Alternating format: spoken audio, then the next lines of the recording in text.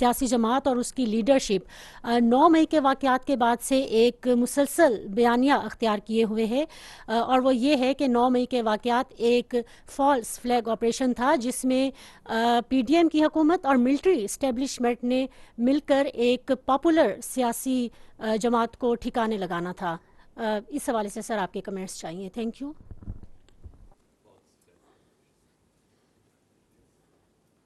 دیکھیے، یہ جو آپ نے بات کی ہے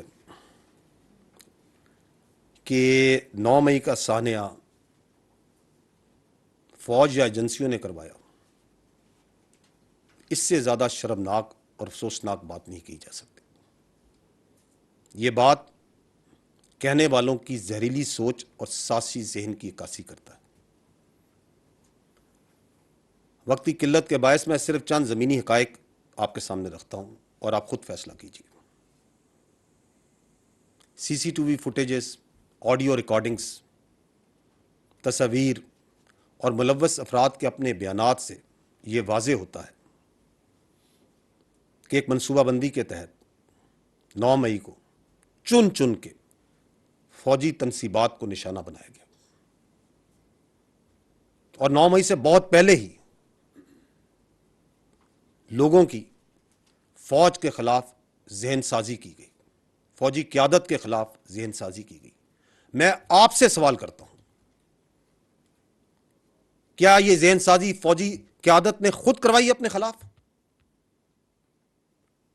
گرفتاری کے چند گھنٹوں میں ملک بھر میں 200 سے زائد مقامات پر صرف فوجی تنصیبات پر حملہ کروایا گیا۔ میں آپ سے یہ سوال کرتا ہوں کہ کیا راولپنڈی، لاہور، کراچی، چک دیرہ، ٹمر گرہ، ملتان، فیصل آباد، پشاور، مردان، کوئٹہ، سرگودا، میاں والی اور بہت سی جگہوں پر کیا فوج نے اپنے ایجنٹس پہلے سے پھیلائے ہوئے تھے؟ میں آپ سے یہ سوال کرتا ہوں، کیا فوجیوں نے اپنے ہاتھوں سے اپنے شہداء کی قربانیوں کو جلایا؟ میں آپ سے سوال کرتا ہوں، کیا ہم نے اپنے فوجیوں کے ہاتھوں سے اپنے دفاع پاکستان کی علامات کو گروایا اور جلوایا؟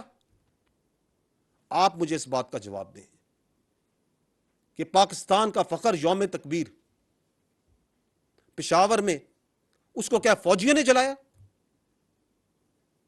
قلعہ بالا حصار کے آگے آتی اسلحے کا مظاہرہ اور فائرنگ کس نے کی؟ غیر ملکی ذرائع ابلاغ اور شخصیات کو ریاست پاکستان اور فوج کے خلاف مواد کیا ہم نے خود پرووائڈ کیا؟ جب یہ چل رہا تھا سلسلہ، جب جلاؤ گراؤ ہو رہا تھا، تو اس وقت باہر سے بیٹھ کے، ملک میں بیٹھ کے نامی بے نامی اکاؤنٹ سے کون پرچار کر رہا تھا کہ مزید جلاؤ، مزید گھراؤ اور قبضہ کرو؟ کیا یہ فوج کروا رہی تھی؟ یہ تو وہ چند حقائق ہیں جو میں نے رکھے، اس کے علاوہ بے شمار ثبوت ہیں۔ اس سے یہ ثابت ہوتا ہے کہ بدقسمتی سے جھوٹ، تفریق اور پروپیگنڈا کے علاوہ ایک خاص سیاسی گروہ اور اس کی قیادت کے خلاف کے پاس کوئی اور ہتھیار نہیں رہ گیا۔ یہ بدقسمتی ہے اس وقت۔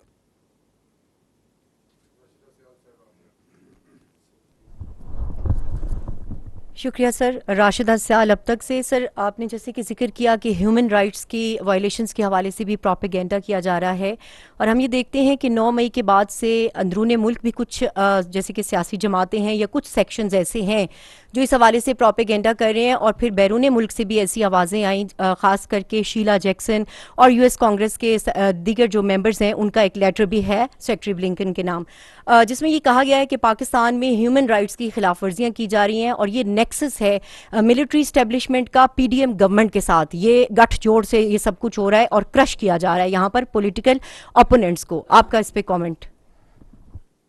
دیکھیں، یہ جو ہیومن رائٹس وائلیشن کا جو بیانیہ ہے، یہ ریاست پاکستان کے خلاف بنایا جاتا رہا ہے۔ یہ پہلی بار نہیں ہوا، آپ لوگوں نے دیکھا ہوگا، پہلے ہی بنایا جاتا رہا ہے۔ اور جب یہ بیانیہ بنایا جاتا ہے تو اس کی جو مین آواز ہوتی ہے وہ ہمیشہ باہر سے آتی ہے، لیکن اس میں نارملی یہ ہوتا ہے کہ کچھ بدقسمتی سے کچھ عناصر ملک میں بیٹھے ہوتے ہیں جو اس کو تقویت دے رہے ہوتے ہیں. اور آج تک زیادہ تر تو دیکھا گیا ہے کہ یہ جو عناصر ہوتے ہیں یہ وہ دہشت گرد تنظیمیں ہوتی ہیں کہ جب ان کے خلاف دہشت گردی کے دوران ایکشن لیا جاتا ہے تو ہیومن رائٹ وائلیشنز اور انسانی جبر اور قدر ان اقدار کے پیچھے جا کے چھپتے ہیں. اس وقت ہو یہ رہا ہے کہ یہ جو ہیومن رائٹس وائلیشن کا آپ نے بیانیے کی بات کی، اس کو مختلف طریقوں سے چلایا جا رہا ہے. ایک تو اس کو سوشل میڈیا پر بیٹھ کر فیک ویڈیوز ڈالی جاتی ہیں، پرانی تصاویر ڈالی جاتی ہیں، پرانی ویڈیوز ڈالی جاتی ہیں، چیز کو ادھر سے ادھر جوڑا جاتا ہے، غلط بیانات بنائے جاتے ہیں تاکہ لوگوں میں ایک عام تاثر پھیلے کہ ریاست پاکستان جبر کر رہی ہے، تشدد کر رہی ہے.